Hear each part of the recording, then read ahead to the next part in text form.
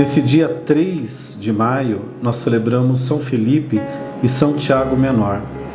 E nesse evangelho Jesus diz que aquele que crê em mim fará obras maiores do que eu faço.